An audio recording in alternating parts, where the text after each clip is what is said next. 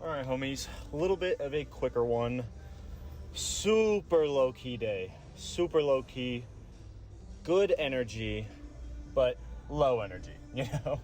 Same passion, same drive, still loving every step of it, but I can't sit here and tell you I was not fully, absolutely fatigued today. This is a great day to experience because it really goes to show you how efficient your training is, you know, and what parts of your training you've excelled at and what ones need a little bit more attention. And today felt so slow. Like, even hitting as heavy a weights I did, because I still got pretty decently heavy, it was not where I wanted it to be. I'll tell you what, it definitely was not exactly where it should have been, according to how I've trained in the past. And again, this is my first week on this new style of training. It's gonna be different. Some weights are not gonna move the same way that they did before. I'm all cool with that. The main thing that I really want to focus on is learning from this, you know, and actually like accepting that it's okay to just take a second and breathe. I promise. A lot of people will be like, I can't take rest days. I can't take light days. I can't not do 100% maximum physical effort.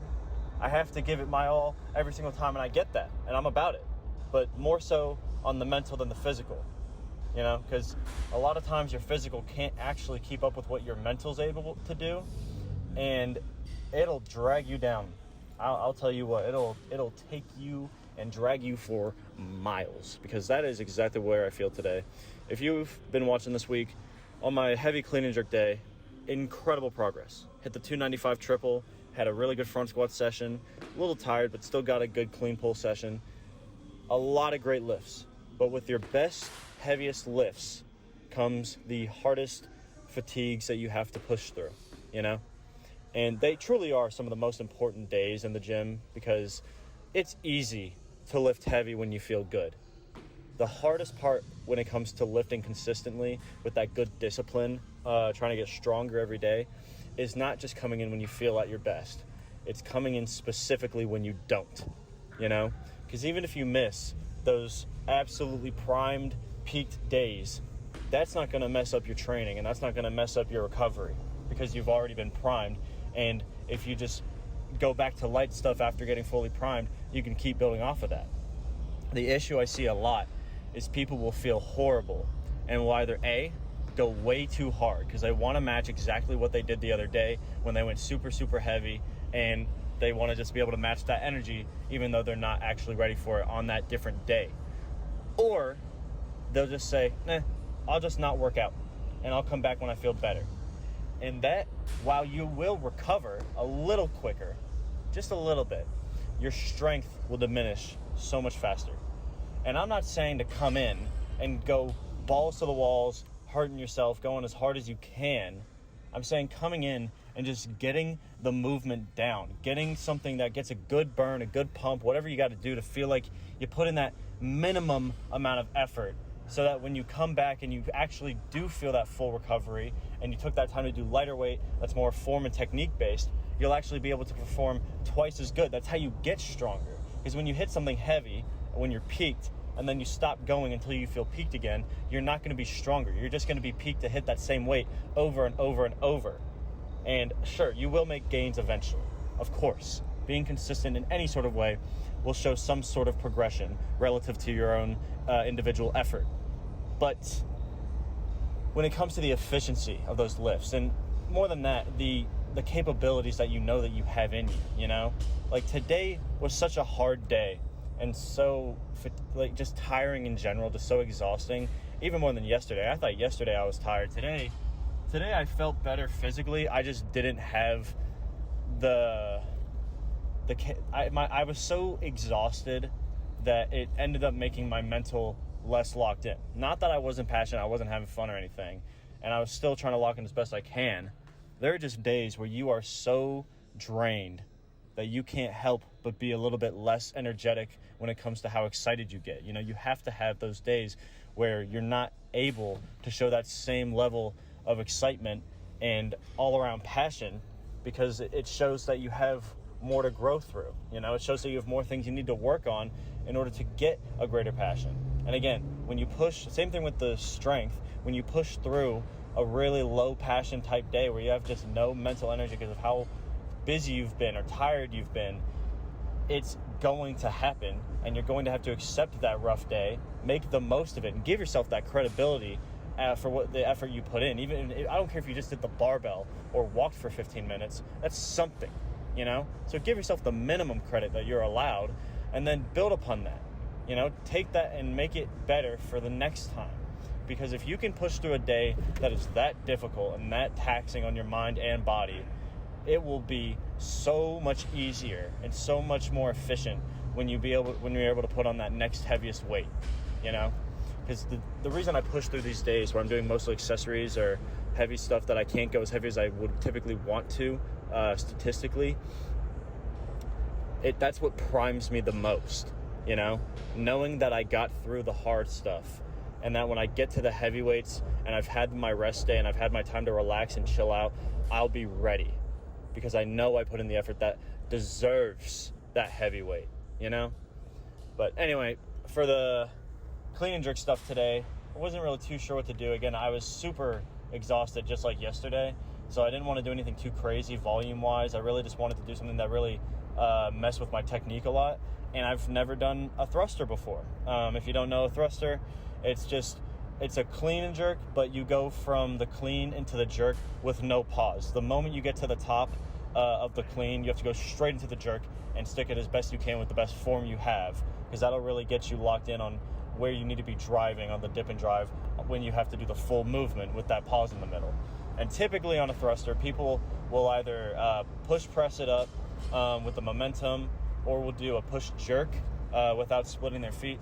I already did push jerks last time I did clean and jerk accessories, so I wanted to focus more today on the split jerk again. So I did a split jerk thruster that actually felt way better than I thought it would. I will say it took some getting used to. It didn't feel natural, to say the least, because it really, when you do these accessories, this is exactly the reason why I'm doing them, it brings out your worst habits every time.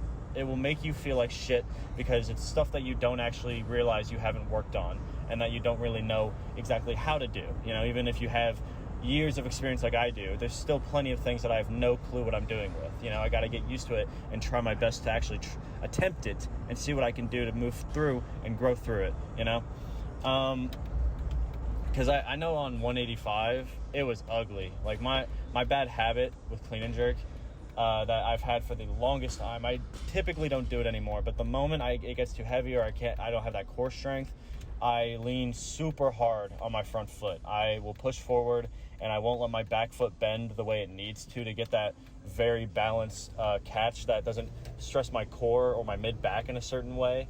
And just, that's the best efficient way to catch a weight, even if it's harder, technically. And so when I caught that 185 pushing really hard forward, I was like, okay, the thing I need to focus on today the most above any of the weight is really getting that front foot out, because it is so hard to get a mind muscle connection for what it needs to feel like to force that front foot out further than what feels natural, what feels comfortable to you. Because what feels comfortable is going to be what people do 90% of the time more than what needs to be done, because it's easier for you, and I have long legs for this sport, and so it can definitely take me down a bit when I'm trying to go as hard as I can on something that's way more technical than it is just ooga booga picking up the heaviest weight I can, So I am very happy to say that by the time I got to, I don't remember if it was 155 or 255 or 265, but I had a lot of good reps for the most part, but especially 265 and 275, I'm very proud of. They weren't perfectly symmetrical, no, but I could tell I actually got that front foot out more than I expected to while I was doing the lift, because it was so much more taxing to catch it and stand up while I already had a lot of fatigue in my core. And being able to get that really nice even split without moving too much is what I really was aiming for. It's of course not perfect, and I know there's a lot to work on, but it was a good lockout and a good split that made me feel confident in where I need to be holding and how much drive I need to be putting into the weight when I get onto the next clean and jerk day, where I'm just doing the pause in the middle. That allows me that variability and that attention to take my time and really feel out every single part of the lift, especially the dip and drive. And I will say there's a lot more upward momentum that I think I'm lacking on, because whenever the weight's so light, my body will instinctually push up early, kind of like when you pull past your knees on the way up on a clean early, because it's easy. But you have to take your time and slow down just that little bit so that you get the bar all the way into your hips. Same thing with the dip and drive. You want to make sure you keep that bar on you until you get all the way up to just right before when you're getting on your toes. And then that's where you split as hard as you can so that you have the highest push possible. That gives you the most room to dive underneath it with a good technique. So I'm proud of it. I'll take it. Bench press. I already know. Before I even did it, I already knew what was going to happen. My shoulders are so fatigued this week. And it's a great experience. It's something I really wanted to learn through, because any new training cycle is going to really beat me down the first week and show me what I'm lacking in. And I'm proud to say and happy to say the Olympic lifts are actually peaked. The Olympic lifts are great. I have no worries about them whatsoever, especially after this week's amazing training cycle. What I have to think about now is how all this Olympic lifting affects my main lifts with the bench and the squat, strength-wise, because my squat and my bench did not hit the marks this week. I had to go 10 pounds lighter on my squat, and on my bench today, I got up to 3 plates again, as I'm used to doing. I've hit a 3x4 at 315, and so I already knew that was there. But when I got into the bar, I could feel my shoulders tweaking a little bit, not in an injury way, but I could feel that the technique wasn't as honed in. My joints were so much more sore. My shoulders were really tired and exhausted. So it was just hard to keep my elbows tucked in and have an actual consistent drive without the pressure going into my pecs. And the last time I let that happen and I overdid it, I pulled my pec really hard. And I am not waiting months for that recovery again, because it's just such a stupid thing to have to sit there and wait for when you know that it might happen. I picked up the weight. I immediately felt that it felt great. Don't get me wrong. The drive was good. But the elbows were not stable, and my shoulders were not strong enough to force the stability away from my pecs.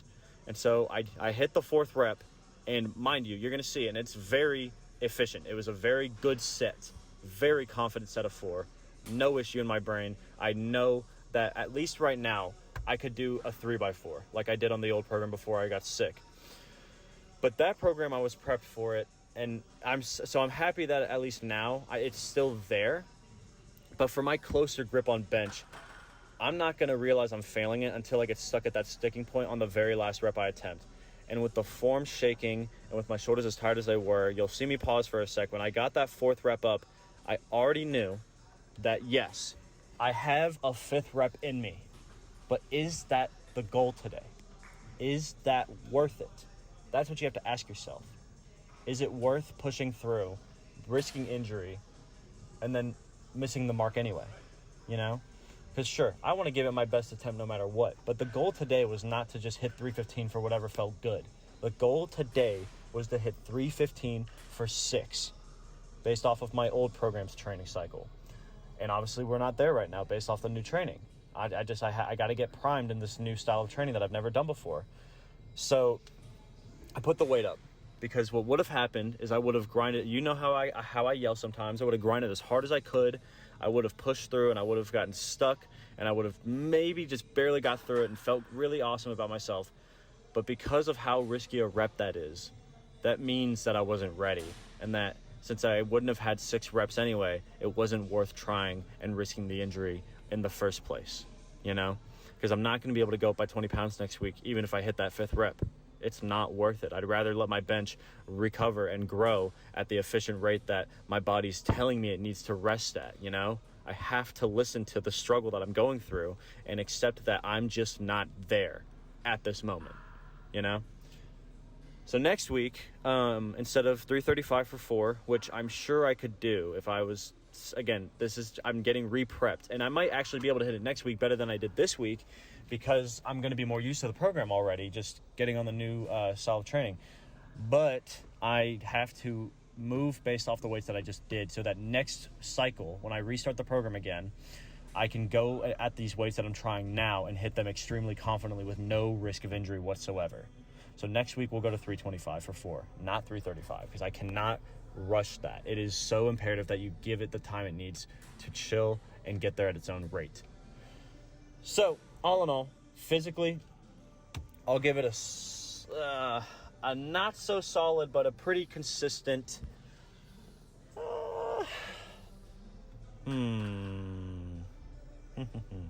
I'll give it a 7.8 because it really was not incredible today.